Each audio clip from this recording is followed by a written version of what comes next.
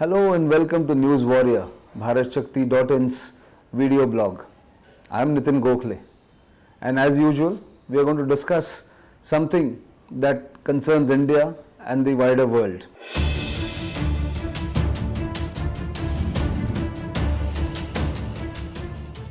Last week, you would have noticed and perhaps viewed a small blog on what is common between the Indian and Australian defense sectors.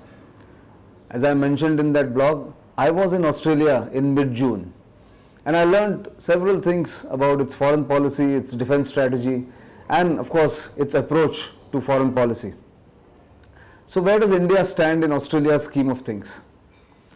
India and Australia have been strategic partners since 2009, for nearly a decade now.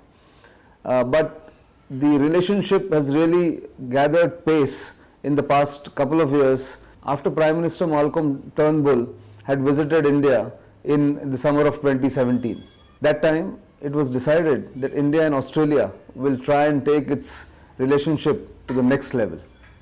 And that's when a new mechanism called 2+2 dialogue was instituted.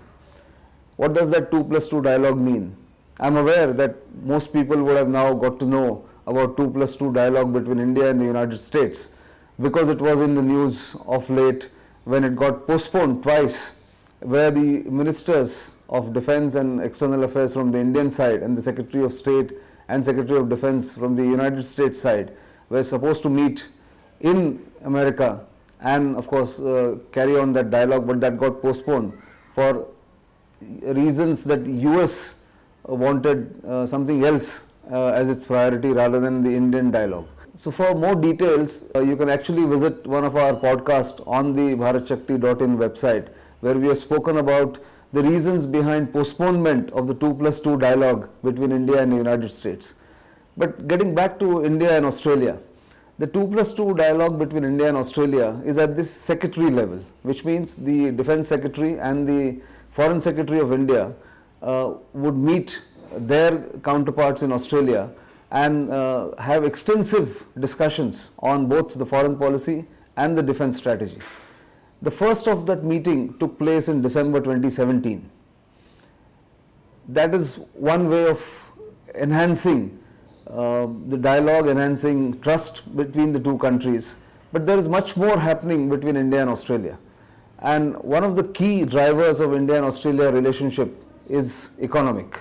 In keeping with the view that economy and trade relations between the two countries will actually take the relationship to a next level or to the higher level, the Australian government has now got something called a separate India economic strategy. And under Peter Verghese, who was the Australian High Commissioner to India between 2009 and 2012, and later the Foreign Secretary of Australia between 2012 and 2016, has been entrusted with the responsibility to draw up this economic strategy, the Australian economic strategy for India. There will be extensive public consultations and there will be a lot of interaction between trade, industry and the people involved on both sides as far as trade and commerce is concerned. So that should take some time, but clearly it's on an upward trajectory. That apart, the two governments are trying to do a comprehensive economic partnership, the regional comprehensive economic partnership, so that the two countries can benefit from each other's strengths.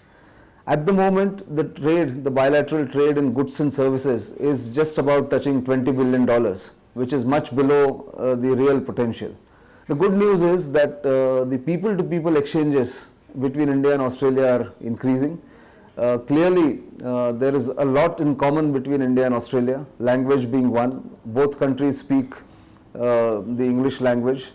Both are part of the Commonwealth. Both enjoy cricket and hockey, to just name two sports. And of course, tourism is a two-way trade where Indians are visiting Australia in increasing numbers and Australians try and have the Indian experience in larger numbers over the last few years or so. 60,000 Indian students or over 60,000 Indian students are studying in various education institutes in Australia. That in itself is a driver of a deeper partnership between India and Australia.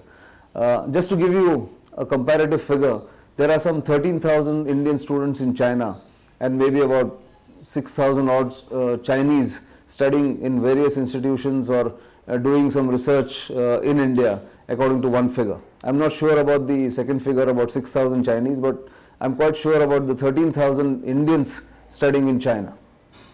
So that's about trade, investment, commerce, and of course the desire on both sides to engage in various scientific activities, get each other's expertise on agricultural productivity increase, or even have more research, more basic research done by joint collaboration. But the other key driver for good relations between India and Australia is clearly defense. There have been two joint bilateral exercises between the two navies of Australia and India. The Quad or the quadrilateral is something that is being now seen as a new mechanism where not just India and Australia but their close partners, United States and Japan, are getting together on a platform which has been revived since 2017.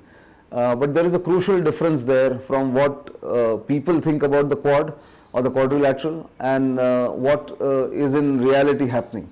The Indian Naval Chief has made it clear in one of his public statements that there is no military dimension to the quadrilateral as yet.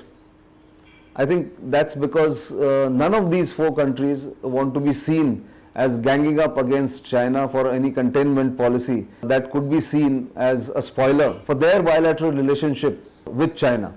But that apart, the very fact that the Quad has got revived and the four countries involved in Quad, they've had two meetings, remember, once in 2017 post the East Asia Summit and one recently in Singapore after the Shangri-La Dialogue in June. All the four countries are very clear that the Indo-Pacific region should be open, transparent and inclusive, and everyone should have freedom of navigation in this region so that there are no wrinkles or there are no obstacles in free trade and commerce going through this wider Indo-Pacific region. That's the overall foreign policy of Australia, where India figures very prominently. But as I said, it needs to be nurtured and guided at the highest level of political leadership.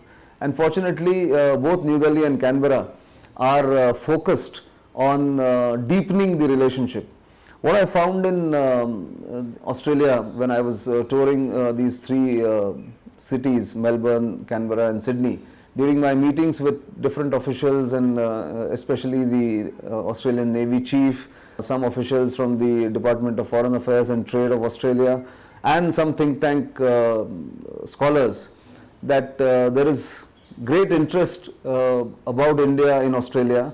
Australia sees India as a natural partner and the potential of the bilateral relationship is just beginning to be realized by both countries. But both sides will have to work very hard. Sometimes the distance between the physical distance between the two countries can mean that out of sight, out of mind mentality or the mindset comes in. But since both the foreign policy establishments are keen on utilizing the potential of the partnership, I can see that the two countries are going to have more and more bilateral agreements which will benefit people on both sides. Finally, I must say this, that one of the questions in the minds of the Australian foreign policy and the defence establishment has been the so-called reluctance on the Indian establishment's part to allow Australia or allow Australia's participation in the exercise Malabar, which is a trilateral naval exercise between India, United States and Japan at the moment. Australia is very keen to join exercise Malabar, and there is a feeling in Australia that India is not yet ready to admit Australia to that arrangement. Why that is happening? There is a speculation that about a decade ago, Australia walked out of a similar exercise that was planned following an inaugural experiment in 2007 when there were 5 nation navies, that is India, United States, Japan, Singapore and Australia, participated in an exercise Malabar in the Indian Ocean in 2007. But Australia walked out or opted out of the next edition under pressure from China. And since then, there is a little bit of a suspicion in the Indian mind or the Indian foreign policy establishment and the defense establishment that Australia cannot be depended upon in these terms when it comes to the exercise Malabar, because Australia might succumb to pressure from China. Whether that is true or not, nobody has said it, but that notwithstanding, the Australian establishment is actually now turning away from China, although it cannot completely cut off its ties with China, because the bilateral trade between China and Australia is huge. Australia's largest trading partner is China, and of course Australia depends on quite a bit of its economy being driven by the Chinese offtake of its goods and services. So therefore, it's not going to be easy for Australia to turn away completely from China and come back to India.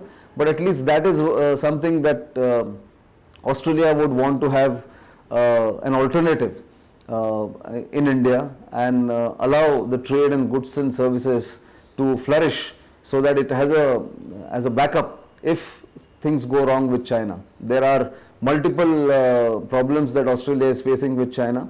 There are raging debates in Australia about Chinese inroads in its politics, its academia, its media, and therefore that situation is actually beneficial to the India-Australia relationship, where Australia will look for an alternative to being heavily invested in the Chinese partnership.